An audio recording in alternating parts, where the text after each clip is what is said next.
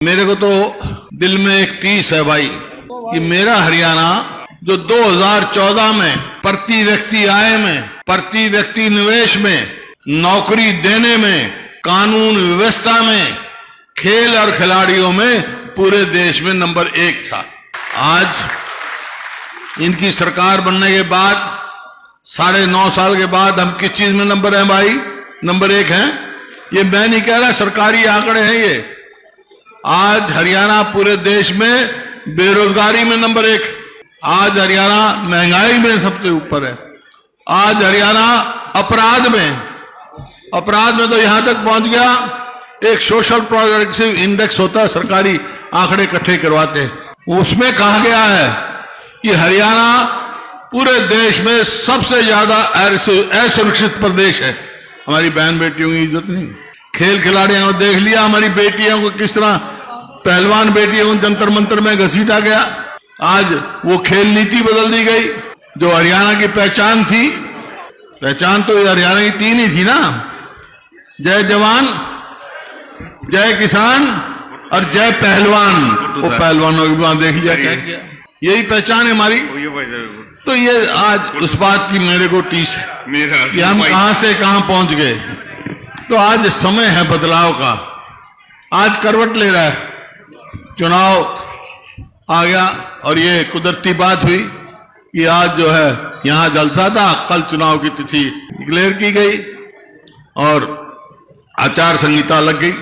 आपसे आए हम सरकार को बदलो। हरियाणा में सरकार कैसे बदलेगी? पहले पार्लियामेंट में कांग्रेस जिताओ, फिर हरियाणा में जिताओगे, जब तो बदलेगी सरकार।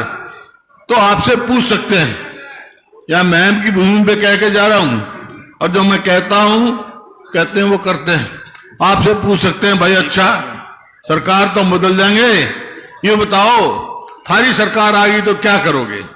तो मैं 5-6 बात कह के जा रहा हूं और तो बातें बाद में आएगी हमारे घोषणा पत्र। तो हमारी सरकार आएगी तो भाई क्या करेंगे हम?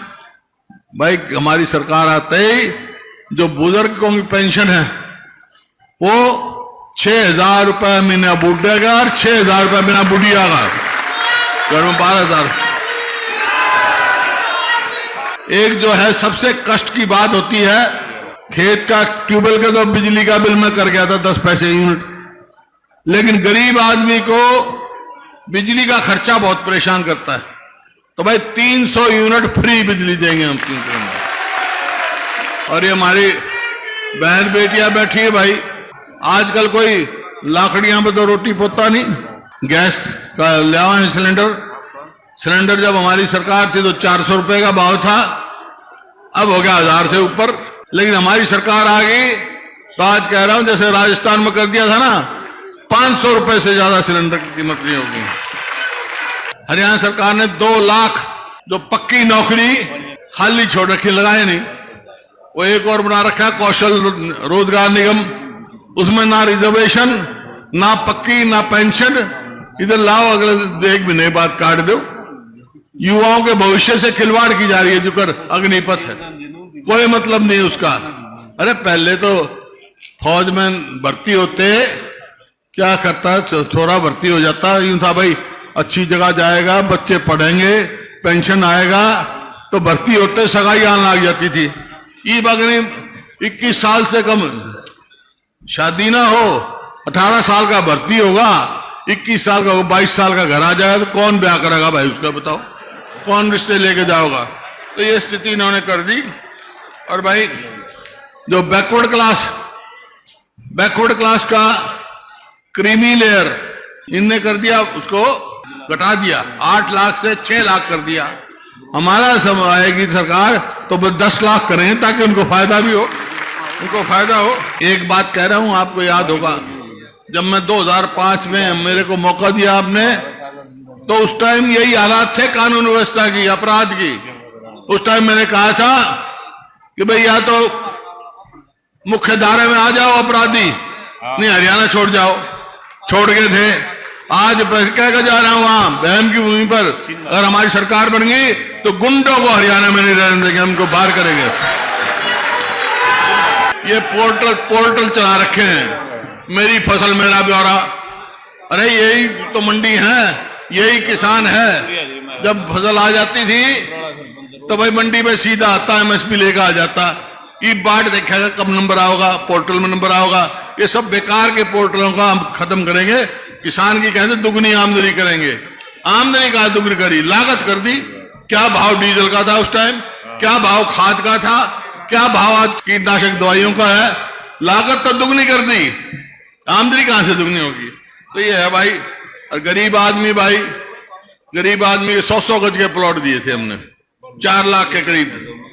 एक किसी को मिला तो बता दो 9-9.5 साल में, तो भाई वो फिर 100-100 गज के प्लॉट देना शुरू करेंगे हम, वो लागू करेंगे। और कर्मचारियों का ओल्ड पेंशन लागू स्कीम करेंगे कर्मचारियों के लिए। और गरीब आदमी में मकान बनाने का भी काम हम करेंगे भाई। और जो पीले कार्ड हैं इनका भी तमाशा कर रखा है इनने। हर गरीब आदमी का पीला कार्ड बनवाओगे, हर आदमी का जो है, ताकि सबको बड़ा लाभ हो। और भाई खिलाड़ियों का पदक लाओ, पद पाओ, वो नीति चालू कराएंगे ताकि हमारे बच्चों का भविष्य बढ़े, आगे बढ़े, पक्की नौकरी दे। कर ये बातें हैं। लेकिन अब करूंगा मैं अपनी और आपकी बहन की बात। देखिए काफी कह दिया, अजीत दीपेंद्र ने भी कहा, दांगी साहब ने भी कहा, और प्रत्यक्ष को प्रमाण की जरूरत नहीं होती भाई। आज जो मैं यहां खड़ा हूं, मैं सांसद भी रहा, आपकी सेवा का मौका भी मिला। अगर मैं इस स्थिति में पहुंचा हूं तो मैं कोई नहीं संकोच कह सकता हूं, उसमें महम का सबसे बड़ा हाथ है भाई। कैसे है? 91 का चुनाव आया तो इस वास्ते मैं कह रहा हूं, उसमें सबसे बड़ी जीत महम हल्के ने दिवाई थी मेरी। और वही कारण जीत का बना था भाई, वही कारण जीत का बन गया। तो आज फिर वही मौका आ रहा है। आप में शक्ति है, बदलाव की शक्ति आप में, वही समय आया। अगर आप चाहते हो कि आपका भविष्य हो, उज्जवल हो, आगे जाए, तो भाई एक बात कह के जा रहा हूं मैं। ये चुनाव आएगा पहले पार्लियामेंट का, बाद में असेंबली का आएगा। असेंबली में जब बात बनेगी जब पार्लियामेंट में जीत जाओगे, समझे नहीं, अपनी सरकार बनानी। तो एक बात कह के जा रहा हूं मैं अभी कि महम की इज्जत जब रहेगी जब कलोई से भी ज्यादा वोटों से जिताओगे आप दीपेंद्र को। ये थी ना बात। एक बात सुनो, पिछली बार 19 के चुनाव में कलोई ने मेरे को, कलोई से मैं 70,000 वोटों से जीता था, पूरे हरियाणा में सबसे ज्यादा। तो भाई इनके महम अजीत दीपेंद्र को, यहां से कांग्रेस के उम्मीदवार जो दीपेंद्र जी को कितनी वोटों से जिताओगे भाई तुम? 1 लाख से। आप जब जीतोगे हर बूथ पर हर वोट पड़े और वोट की परसेंटेज 90% आएगी तो जीतोगे आप। वोट डालनी है आपने हर बूथ पे। तो एक बात सुन लो भाई, 1 लाख से यहां जिता दियो, फिर आगे जो है असेंबली चुनाव आएंगे। एक बात मैं कह के जा रहा हूं, पार्लियामेंट में 1 लाख से जिता दियो मैम, और भाई फिर विधानसभा में जा दियो, तो हम क्या करेंगे भाई, थारी सरकार मैं बनवा दूंगा, ये बात पक्की। तुम मंजूर है, टक्कर लेने तैयार हो तो मैं भी तैयार हूं भाई। हो जा, हाथ खड़े करके बताओ तैयार हूं।